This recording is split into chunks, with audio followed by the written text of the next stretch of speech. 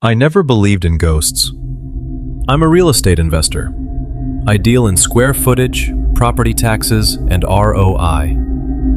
Numbers don't lie, and houses are just wood and drywall. At least, that's what I told myself. I remember it was a Tuesday when the call came. My property manager, Sarah, told me the tenants had vacated the old Miller property. They'd been there 3 years, no issues. But the carpet was destroyed. I sighed, already doing the mental math. New carpet, fresh paint, maybe a week of lost rent. I told her to get the cleaners in and start the renovation. The Miller house was my first rental property. I bought it for a steal at $99,000. The previous owner had passed away, and his children just wanted it gone. Standard stuff. We pulled up the listing photos before we bought it. Hardwood floors under the living room rug. It had good bones. I remember telling myself, worst case, we polish the floors and get top dollar. It was a good investment, or so I thought. The first shock came when the renovation crew sent me a picture.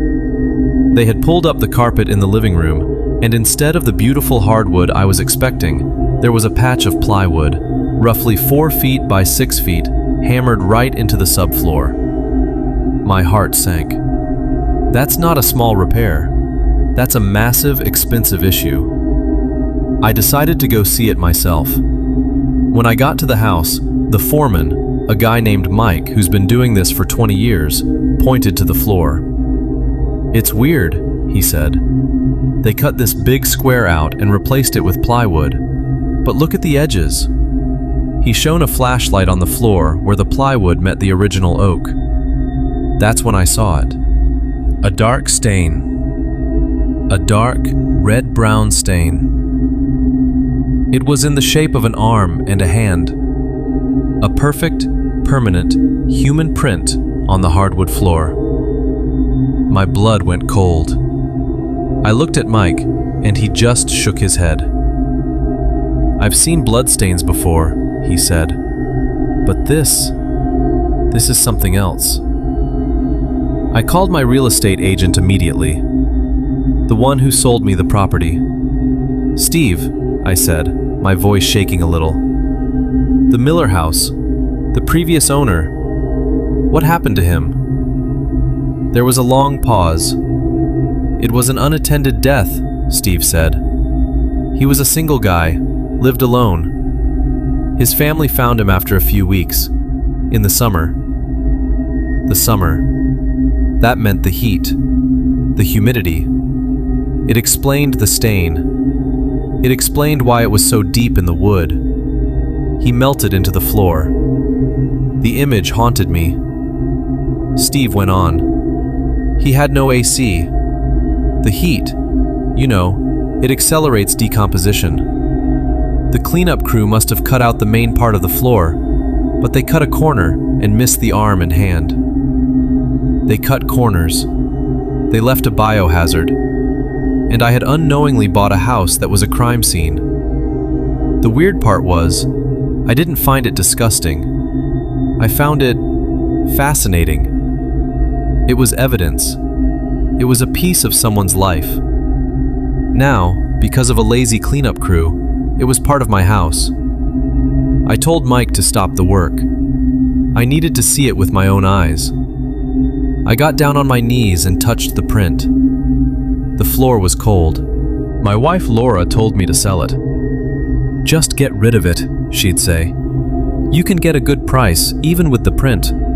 There's a story behind it. People pay for a story."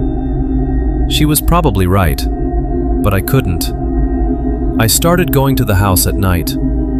I didn't tell Laura about it. I'd just say I was working late. I'd sit on the floor in the living room, in the dark, my back against the wall, staring at that handprint on the floor.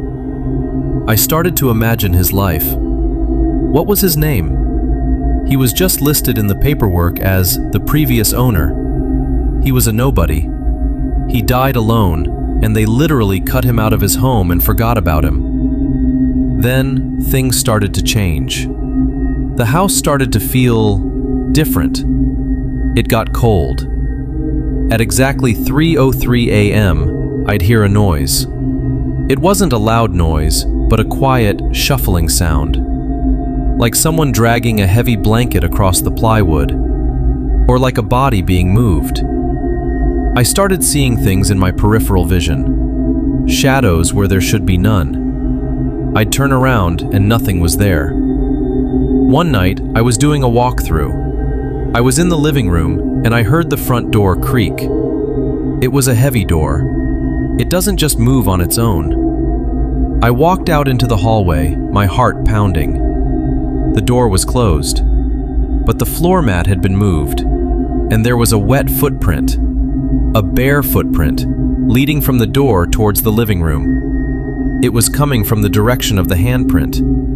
It was coming for me. I was terrified. I felt like a fool. I'm a rational man. I invest in tangible assets. I don't believe in ghosts. But this was happening. I couldn't sleep. I couldn't eat. I felt like there was something watching me, all the time, everywhere. It was in my house. It was in the Miller house. It was in my life. I contacted a local parapsychologist, a real one, not a hack. I didn't want a ghost hunter with a spirit box. I wanted a scientist. Her name was Dr. Evelyn Reed. She came to the house, saw the print, and nodded. "This is a powerful anchor," she said. "A violent, sudden, and lonely death leaves an imprint. It's not the person, it's the energy of the event." She set up cameras and voice recorders. She left them running overnight. The next morning, we reviewed the footage. The footage was just shadows, but the audio, it was one of the most terrifying things I have ever heard. A low, guttural, inhuman sound, and over it, a whispered voice. A faint, pleading voice that said, "Don't leave me." She looked at me, pale as a sheet. "He's not trying to hurt you," she said. "He's trying to make you stay. He needs you. He doesn't want to be forgotten." That was worse. The idea that a soul could be trapped in a suburban living room, forgotten by everyone, desperate for a single person to see him, it broke me. I know how this sounds. I'm a real estate investor. I'm a businessman. I've made 100 deals. I know the cost of everything. But this, I didn't know the cost of a soul. I didn't know the cost of dying alone. I sat in my car and watched the house from the street.